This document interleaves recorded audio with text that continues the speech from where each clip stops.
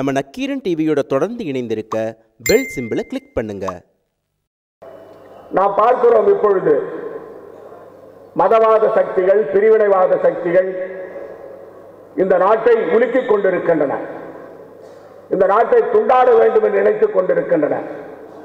இந்த சமயத்திலே தான் மதச்சார்பற்ற அணிகள் எல்லாம் ஒருங்கிணைக்க வேண்டிய காலம் இப்பொழுது வந்திருக்கிறது. நாம் பார்த்தோம், நம்முடைய தமிழகத்தினுடைய முதுபெரும் தலைவர் முத்தமிழ் வித்தகர் டாக்டர் கலைஞர் அவருடைய பிறந்த நாள் விழாவிலே அனைத்து தலைவர்களும் ஒருங்கிணைந்து அதை ஒருங்கிணைத்த பெருமை மரியாதைக்குரிய திராவிட முன்னேற்ற கழகத்துடைய செயல் தலைவர் ஸ்டாலின் ஐயா அவர்களுக்கு உண்டு.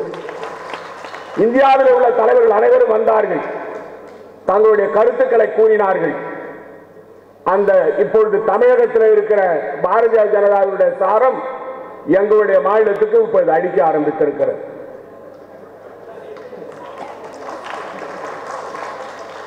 இப்பொழுது சொன்னார்கள், எந்த சக்தியாக இருந்தாலும் மக்கள் சக்தி நம்மோடு இருக்கும் பொழுது எல்லாவற்றையும் தவிடு பொடியாக்குவோம்.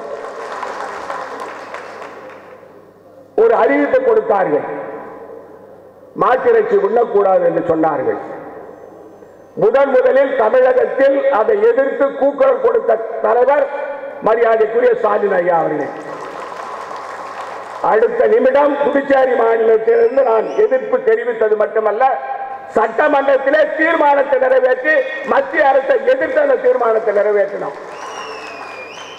மதவாத சக்தியாக இருக்கின்ற RSS இயக்கம் எங்களுடைய மாநிலத்தில் பொதுக்கூட்டம் நடத்திவிட்டு பக்கத்தில் இருக்கின்ற மசூதி இடித்தார்கள்.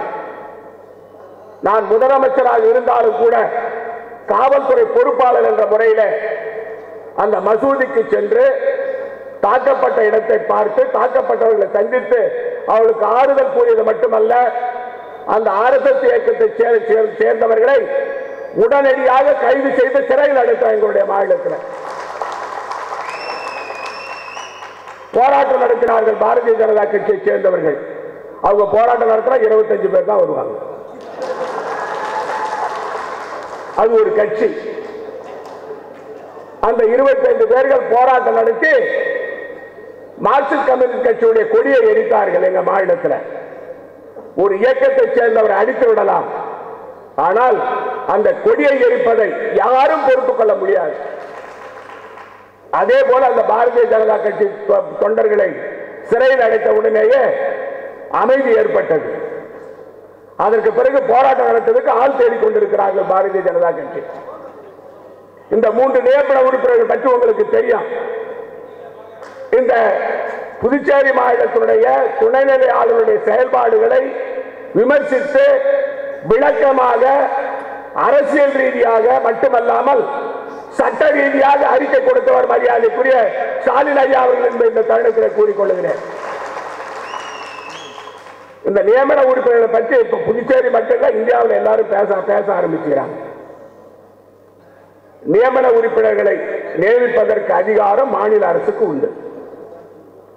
கடந்த முறை மரியாதைக்குரிய ரங்கசாமி அவர்கள் முதலமைச்சராக இருக்கும் பொழுது இப்போது இருக்கின்ற மாண்புமிகு பாரத பிரதமர் நரேந்திர மோடி அவர்கள் 3 பேர்களை ரங்கசாமி அவர்கள் பரிந்துரை செய்ததன் அடிப்படையில், அதில் ஒரு பாரதிய ஜனதா கட்சி உறுப்பினர் சேர்த்ததன் அடிப்படையில் அந்த 3 பேர்களை நியமனம் செய்தார். அதற்குள் சட்டத்தில் மாற்றம் வந்துவிட்டதா? ஆனால் எங்களுடைய சபாநாயகர் மிக திறமையான ஒரு காரியத்தை செய்தார். சட்டமன்றம் இருக்கும் பொழுது சபாநாயகர் இருக்கின்ற சமயத்தில் துணைநிலை ஆளுநர் அலுவலகத்திலே பதவி பிரமாணம் செய்து வைத்தது செல்லாது என்று கூறினார். இப்பொழுது அந்த 3 பேரும் திருச்சங்க சொர்க்கத்திலே நிற்கிறார்கள். இங்க இருக்கின்ற தலைவர்கள் சொன்னது போல தமிழகத்தில் இந்த மதவாத சக்திகளை முறியடிப்பது மட்டுமல்ல, சந்தர்ப்பவாதிகளாக இருக்கின்ற இப்ப ஆட்சியில் இருக்கின்ற கூட அகற்ற வேண்டிய காலம் இப்பொழுது வந்திருக்கிறது. அதற்கு மரியாதைக்குரிய ஸ்டாலின் ஐயா அவர்கள் தலைமையேற்று செய்வார்கள் என்ற நம்பிக்கை எனக்கு இருக்கிறது. நம்முடைய திருநாவுக்கரசர் அவர்களுக்கு இப்ப கட்சி தலைவராக வந்திருக்கிறாரு. நீங்க அமெரிக்க நாட்டினுடைய ஜனாதிபதியாக கூட இருந்துடலாம்.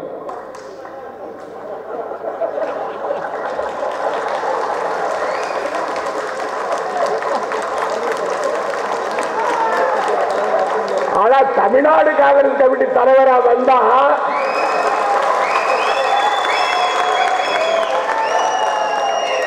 எவ்வளவு அல்லோல கல்லோல பண்ணு உங்களுக்கு எல்லாருக்கும் தெரியும். நான் பார்த்துக்கிறேன் பக்கத்து மாநில, நானும் மாநில காங்கிரஸ் கட்சி தலைவராக தான் இருந்தேன். எல்லோரையும் அரவணைச்சு போகணும். பெரிய தலைவர்கள், சிறுவை தலைவர்கள், இளைஞர் தலைவர்கள், தொண்டர்கள்.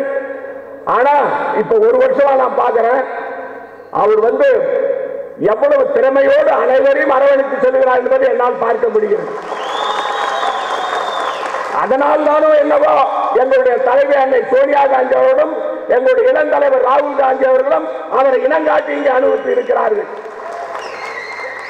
எல்லா தலைவர்களும் அழைத்திருக்கிறார் காங்கிரஸ் கட்சி தலைவர்களை. அதுவே மிகப்பெரிய வெற்றி. அதற்காகவே அவர் 100 ஆண்டு வாழ வேண்டும் என்று நான் அவரை வாழ்த்துகிறேன். நன்றி, வணக்கம்.